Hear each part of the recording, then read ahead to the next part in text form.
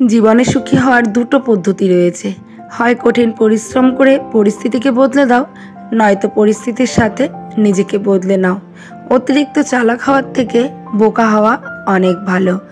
অন্ততপক্ষে কারো ক্ষতি করার আগে 10 বার ভাবতে হবে। তো চলো বন্ধুরা, আজকের ব্লগটি আমি সকাল সকাল শুরু করে দিলাম। রানাঘাটের ছোট্ট একটা গ্রাম থেকে আমি দীপিকা চলে আসলাম নতুন আরও একটি ব্লগ নিয়ে। আমার নতুন ব্লগে রইল তোমাদের অনেক স্বাগতম, ভালোবাসা এবং অনেক অভিনন্দন। ছোটদের রইল আমার বুক ভরা ভালোবাসা। তো সকাল সকাল ব্লগটা শুরু করে দিলাম। আর প্রথমে দেখো, বাসি কাপড়টা চেঞ্জ করে নিজেকে ফ্রেশ করে নিলাম। আর নিজে যতটা ফ্রেশ থাকবো, সংসারের কাজগুলো করতেও কিন্তু ঠিক ততটাই ফ্রেশ মনে হবে। সকালে বাসি জামা কাপড় ছেড়ে দাঁত ব্রাশ করে গোপুকে জাগিয়ে চলে আসলাম নিচে। আর ওপরে যে বাঁধাকপিগুলো সেদিনকে কুচিয়ে দিয়েছিলাম, সেগুলো একটু ছড়িয়ে মেলে দিলাম। এখন নিচে এসে আর মুখটাও ফেস ওয়াশ দিয়ে ধুয়ে নিয়েছি। নিচে এসে এখন দেখো, একটু ময়শ্চারাইজার ক্রিম মেখে মাথাটাকে একটু আঁচড়ে নিচ্ছি। আসলে নিজেকে বললাম না, যতটা ফিটফাট রাখা যায় দেখবে নিজেদের মাইন্ডটাও ঠিক ততটাই ফুরফুরে থাকে। ভিডিও শুরুতেই তোমাদের সবাইকে বলবো একটা লাইক করে ভিডিওটি কন্টিনিউ করার চেষ্টা করো। আর তোমাদের সুন্দর মতামত আমার কমেন্ট বক্সে রেখে যেতে পারো। যদি কোনো নতুন বন্ধু আজকে আমার ভিডিওটি ভিজিট করে থাকো, অবশ্যই চ্যানেলটাকে সাবস্ক্রাইব করে এই ছোট্ট দিদিভাইয়ের পাশে থেকে যেতে পারো। তো সুন্দর একটা সকালে সুন্দর একটা ডিটক্স ওয়াটার দিয়ে কিন্তু আজকের দিনটা আমি শুরু করব। আর প্রত্যেক দিন কিন্তু একই রকমের আর কি হেলথ ড্রিঙ্ক আমি নিই না, মাঝে মাঝে পাল্টে পাল্টে কিন্তু আমি এই ডিটক্স ওয়াটারগুলো বানিয়ে বানিয়ে খাই। তো যাই হোক, আজকে ছিল এখানে জিরা, মৌরি আর জোয়ান তিনটে একসাথে খালি খোলায় ভেজে সেটাকে একটা পাউডার তৈরি করে কৌটোতে ভরে রেখেছিলাম। সেটাই কিন্তু এখন গরম জল মিশিয়ে খেয়ে নিলাম। এটা কিন্তু পেটের হজমে ভীষণই সাহায্য করে, আর পেটের চর্বি কমাতেও কিন্তু অনেকটাই সাহায্য করে। তোমাদের ইচ্ছে হলে তোমরা অবশ্যই কিন্তু একবার ট্রাই করে দেখতে পারো। আর ওদিকে অন্বেষা চলে যাবে পড়তে, তো ওর জন্য একটু ডালিয়া বানিয়ে দিয়েছিলাম আর সঙ্গে দিয়ে দিয়েছিলাম একটু ডিম সেদ্ধ। আর এখানে তোমাদের দাদাভাইয়ের ছিল কাঁচা ছোলা আর ডিম সেদ্ধ। সকলের হালকা পাতলা ব্রেকফাস্ট আর কি, সকালের টিফিনটা সবাইকে দিয়ে দিলাম। দিয়ে নিজেও আমি একটু ডালিয়া ডিম সেদ্ধ খেয়ে নিয়েছিলাম। জানি না, বেশ কিছুদিন হলো প্রচণ্ড পরিমাণে খিদেটা বেড়েছে। তো সবার কাছে শুনেছি, মা, আমার শাশুড়ি মা, বয়স্ক লোক যারা আছে সবার কাছেই শুনেছি মানুষের নাকি 15 দিন খিদে বাড়ে, 15 দিন খিদে কমে। তবে কিন্তু কথাটা একদমই ঠিক। বেশ কিছুদিন আগেও আমার খিদেটা কিন্তু এতটাও ছিল না, কিন্তু ইদানিং বেশ কয়েকদিন হলো প্রচণ্ড পরিমাণে খিদে পায়। হাইটে এসে যেন থাকতেই পারি না, এত পরিমাণে খিদে পেয়ে যায়। আর এই জন্য 3 বেলায় সেই আমার বদ অভ্যাসের মতো ভাত খাচ্ছি। যদিও জানি এতবার ভাত খাওয়া ভালো না, তবে কি করব, প্রচণ্ড পরিমাণে যে খিদে পাচ্ছে। সবাইকে হালকা পাতলা সকালে ব্রেকফাস্ট দিয়ে এখন দেখো বিছানাটাকেও তুলে নিচ্ছি সুন্দর পরিপাটি করে। আর সকালের বিছানা গোছানো মানেই কিন্তু সারা ঘর পরিপাটি হয়ে যাওয়া। আর এই বিছানার বেড কভারগুলো এইভাবে যদি একটু গুছিয়ে রাখা যায় না, তাহলে কিন্তু এই বিছানার থেকে নামার সময় বা ওঠার সময় যে বিছানা চাদরটা কোঁচকানো ভাব হয়ে যায়, সেটা কিন্তু একদমই হয় না। বিছানাটা কিন্তু একদম টাইট থাকে এবং বিছানাটা সহজে কিন্তু কুঁচকে নোংরাও হয় না। আর ঘরটা দেখতেও কিন্তু বেশ ভালো লাগে। তো যাই হোক, বিছানা টিছানা গুছিয়ে আমি কাঠের উনুনে ভাত বসাই, তোমরা তো সবাই জানো।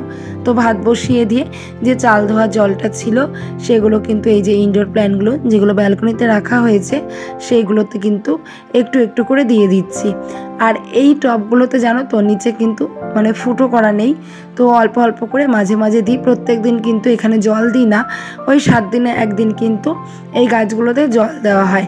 আর এই গাছগুলো এখন ব্যালকনিতে রেখে কিন্তু খুবই ভালো হয়েছে, হালকা হালকা রোদটাও পাচ্ছে, আর গাছগুলো না খুব সুন্দর সতেজও হয়েছে। আর অ্যাকোরিয়ামটা তো তোমাদের সেদিন দেখালামই, এই ব্যালকনিতে শিফট করে দিয়েছে। তো আমার মনে হচ্ছে কি, ঘরের থেকে যেন ব্যালকনিতেই অ্যাকোরিয়ামটা বেশ ভালো লাগছে, দেখতেও ভালো লাগছে। দেখো একদম পরিষ্কার স্পষ্ট। আর সত্যি এই মাছগুলোর সাথেও যেন কেমন একটা মায়া জন্মে গেছে। আসলে যেই জিনিসটাকে আমরা প্রতিনিয়ত চোখের সামনে দেখি, সেটাই মনে হয় মায়া। আর ভালোবাসার থেকেও খতরনাক কিন্তু এই মায়া। মানুষ যখন কারো মায়ায় পড়ে যায়, তখন কিন্তু সে তাকে কোনো মতেই ভুলতে পারে না বা ভোলা সম্ভব হয়ে ওঠে না। তো এই মাছগুলো কিন্তু একরকম মায়ায় পড়ে গেছি আমরা মাছগুলোর। তো মাছগুলো যদি কোনো কারণে কিছু হয় তাহলে কিন্তু আমাদের মনটা ভীষণই খারাপ লাগে। আজকে যেহেতু বৃহস্পতিবার সেহেতু দেখো ঠাকুরের জন্য ফুল, বেলপাতা, দুব্ব, কলা, পান সব কিছু কিন্তু রেডি করে নিয়েছি। কিছু কিছু ভালো অভ্যাস কিন্তু আমাদের জীবনকে একদম পাল্টে দেয়। আর প্রত্যেকটা মানুষের জীবনে কিন্তু ভালো অভ্যাস থাকাটা অত্যন্ত গুরুত্বপূর্ণ। তো ভালো অভ্যাস কিন্তু কেউ বললে হয় না, আর ভালো অভ্যাসটা কিন্তু নিজের মন থেকে বার করে নিজেকে নিতে হয়। যদি আমি আজকে মনে ভাবি যে আমি আজকে শরীরচর্চা করব, এটা কিন্তু কেউ আমাকে বলে করাতে পারবে না। এটা যদি আমি নিজের মন থেকে করি সেটাই কিন্তু আমি করতে পারবো। এক কথায় বলতে গেলে ভালো অভ্যাস তৈরি করতে গেলে নিজের মনকে আগে প্রিপেয়ার করতে হবে, নিজের মস্তিষ্ককে আগে প্রিপেয়ার করতে হবে, তাহলেই কিন্তু আমরা একটা ভালো অভ্যাস নিজের মধ্যে তৈরি করতে পারবো। আর এই যে ভিডিওটা এখন তোমাদের সামনে নিয়ে এসেছি, এটা কিন্তু অনেকক্ষণ পরে, এখন বাজে প্রায় 3টে মতো বেজে গেছে। তো সারাদিন সকাল থেকে রান্না বান্না কিন্তু কিছুই তোমাদের সাথে শেয়ার করতে পারিনি। ওই যে বিছানাটা গোছালাম ওই পর্যন্তই কিন্তু, ব্যাস। তারপরে ওই যে কারেন্ট গেছে, সেই কারেন্ট কিন্তু আমাদের এখানে সন্ধ্যে 7টাতে এসছে, মানে সকাল 10টায় কারেন্ট গেছে আর সন্ধ্যে 7টার সময় কিন্তু কারেন্ট আসছে। আর কারেন্ট যদি না থাকে তাহলে কিন্তু ঘরের কোনো ভিডিওই আমি মানে তোমাদের সাথে শেয়ার করতে পারি না। রান্নাঘরের ভিডিও তো একদমই শেয়ার করতে পারি না, কারণ একদম পুরো অন্ধকার লাগে, কোনো ভিডিও কিন্তু স্পষ্ট আসে না। তো যাই হোক, এখন দেখো কত বাসনপত্র আমি মেজে নিলাম। যেহেতু পরশুদিন ভীম একাদশী, তো এই একাদশীটা বছরে একবারই হয়, তো একটু নিয়ম নিষ্ঠার সাথে করার চেষ্টা করব। এই জন্য আজকে যেহেতু মাছ টাছ খেয়েছি, রান্নাঘরের প্রত্যেকটা বাসন কোসন বটি মানে যা যা ছিল সব কিছু কিন্তু বার করে নিয়েছি। বার করে কিন্তু পরিষ্কার করে ধুয়ে গুছিয়ে নিলাম। রাতে কিন্তু আমরা কোনো আষ্টে জিনিস একদমই খাবো না, আর মানে নিরামিষ তেল মশলা সব কিন্তু আলাদা আলাদা করে রেখেছি। কালকে থেকে কিন্তু আমরা 3 দিন পর পর নিরামিষ খাবো। বাসনপত্রগুলো ধুয়ে বিকালের উঠোনটাও দেখো এখন আমি ঝাড় দিয়ে নিচ্ছি। গ্রামের বউ হতে পারি, কিন্তু স্মার্টলি সংসারের কাজগুলোকে সবসময় গুছিয়ে পরিপাটি করে করার চেষ্টা আর কি করে থাকি। যদিও আমি গ্রামের বউ, তবে গ্রামের বউ হয়ে স্মার্টলি চলার জন্য কিন্তু পাড়ার লোকের কাছে অনেক ধরনের কথা বা অনেক কটু উক্তি, কটু নিন্দা কিন্তু আমাকে সহ্য করতে হয়েছে। প্রথম যখন নাইটি পরতাম তখন অনেকের অনেক কথা কিন্তু সহ্য করেছি। আর আজকে যারা আমাকে উল্টো পাল্টা আজে বাজে কথা বলেছে তাদের ঘরের বউরা মেয়েরা কিন্তু আজকে নাইটি পরে পরে ঘুরে বেড়াচ্ছি। আমাদের গ্রামে যখন আমার বিয়ে হয়, একদমই ছোট আমি, আমাদের গ্রামে কিন্তু তখন কারেন্টও ছিল না, পাকা বাড়িঘর তো দূরে থাক, তখন প্রত্যেকেরই কিন্তু মুলি বাঁশের বেড়ার ঘর ছিল, টিনের ঘর ছিল, আর কারেন্টও কিন্তু এখানে ছিল না। আর আমাদের গ্রামে এসে হয়তো বউ হিসাবে প্রথম সাইকেলটা আমিই চালিয়েছিলাম। আর প্রথম সাইকেল চালানোর জন্য কিন্তু বিভিন্ন মানুষের কাছে, পাড়ার গ্রামের মানুষের কাছে কিন্তু বিভিন্ন ধরনের কথা আমাকে শুনতে হয়েছে। আর যারাই আমাকে সাইকেল চালানো নিয়ে এত কথা বলেছিল তাদের মুখেই এখন শুনি যে সাইকেল চালানোটা শিখে নাকি ওদের ভীষণ উপকার হয়েছে, কারণ অনায়াসে খুব অল্প সময়ের মধ্যেই কিন্তু যেটা পায়ে হেঁটে করতে হতো সেটা সাইকেল চালিয়ে করছে। তাহলে বোঝো একটা গ্রামের বউ হয়ে স্মার্টলি চলতে গেলে কত ধরনের কথা শুনতে হয় এবং সহ্য করতে হয়। তো যাই হোক, এখন দেখো একটু শরীরচর্চা করে নিলাম। সকাল থেকে যেহেতু আজকে মানে কোনো রকম কিছু হয়নি, তো ভাবলাম বিকালে যেহেতু একটু ছাদে চলে এসেছিলাম, তো লাফদড়িটা খেলা যাক, এটা ভেবেই কিন্তু একটু লাফদড়িও খেলে নিলাম। আর এখনও কিন্তু কারেন্ট এসেছিল না তখনও। তো যাই হোক, এখন দেখো কারেন্ট চলে এসেছে, এখন বাজে 7:15 মতো। বাবুকে একটু পড়তে বসিয়েছি। আর বাবু আর অন্বেষা যাবে পাশের বাড়িতে, একটা বার্থডের নেমন্তন্ন আছে সেখানে। তো এই জন্য দেখো অন্বেষা গিফট নিয়ে এসছে। আর এখানে দেখো আমাদের রাতের জন্য খাবার বসিয়ে দিয়েছি। করব এখানে ভাত আর বেগুন ভাজা, আর দুপুরের একটু তরকারি আছে, ওটা দিয়ে রাত্রেবেলা আমরা কিন্তু খেয়ে নেব। ওই যে বললাম, গ্রামের বউ হয়ে কিন্তু স্মার্টলি কাজগুলো করার জন্য আমি অনেকের অনেক কথাই সহ্য করেছি এবং শুনেছি। তবে চারিদিকে তাকিয়ে দেখলে এখন যদি দেখা যায় আমাকে যারা একদিন কটূক্তি করেছে তারাই কিন্তু আমার 2 কাঠি উপরে উঠে গেছে।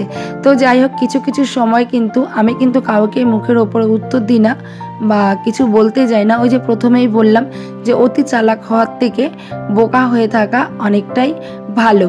বোকা হলে কিন্তু মানে সহ্য করে থাকলে অনেক কিছুই ভবিষ্যতে দেখা যায়, যেটা আমি আজকে দেখতে পারছি। আর যারা অতিরিক্ত চালাকি করেছিল তাদের কিন্তু মুখের ওপরে জবাব দিতে না পারলেও ঠিক একভাবে না একভাবে জবাব দিতেই পারছি।